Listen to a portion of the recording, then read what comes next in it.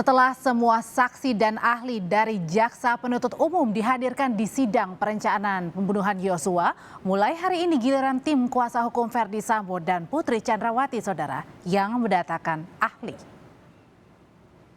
Kuasa hukum Sambo dan Putri menghadirkan satu ahli pidana hari ini dari Universitas Islam Indonesia, Mahrus Ali. Kuasa hukum jelaskan kedatangan ahli pidana adalah untuk menjelaskan pembunuhan berencana dan pembuktian di peradilan. Majelis Hakim memberi kesempatan 4 kali persidangan bagi kuasa hukum Ferdy Sambo dan Putri Chandrawati untuk menghadirkan ahli meringankan.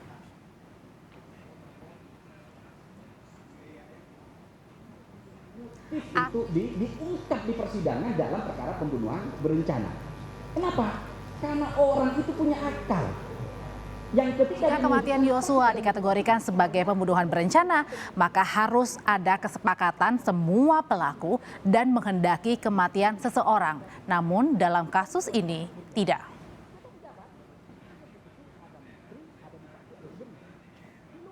Ketika melaksanakan kejahatan, itu harus disengaja.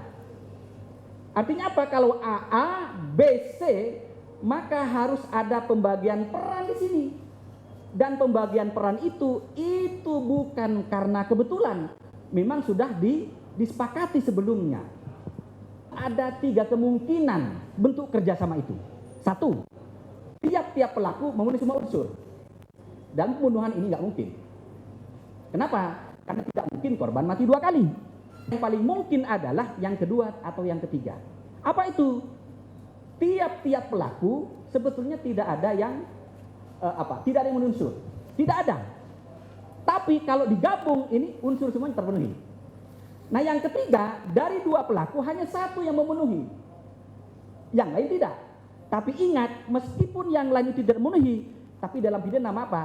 Dia melakukan substantial part, bagian terpenting bagi terwujudnya delik. Artinya apa? Si A itu tidak mungkin menghilangkan nyawa kalau tidak ada perbuatan si B yang melakukan proses. Kemudian Jaksa Penuntut Umum menyecar saksi ahli yang dihadirkan Ferdy Sambo terkait dengan pembunuhan berencana Yosua. Jaksa menilai kasus pembunuhan Yosua sudah terencana karena terdakwa Ferdy Sambo sudah menetapkan lokasi, pelaku, skenario untuk membunuh Yosua. Terhadap orang itu, ya kan? Karena kebencian ini sehingga mengakibatkan dia ingin berencana membunuh. Dia mempersiapkan ahli, mempersiapkan segala sesuatu halnya, mulai dengan tenang. Masalah interval waktu tidak menjadi hal, karena kan tidak ada memang suatu pendapat yang pasti mengenai kapan interval waktu itu harus dipenuhi. Tetapi dengan rencana-rencana tadi bisa dibuktikan umpama oleh seorang penuntut umum, ya kan? Dia mempersiapkan senjata, terus dia mempersiapkan di mana akan dieksekusi, siapa yang akan melakukan eksekusi, ya kan? Terus kemudian dilaksanakan eksekusi dan dia kemudian tahu akibat yang akan dilakukan itu dengan kemudian membuat skenario-skenario.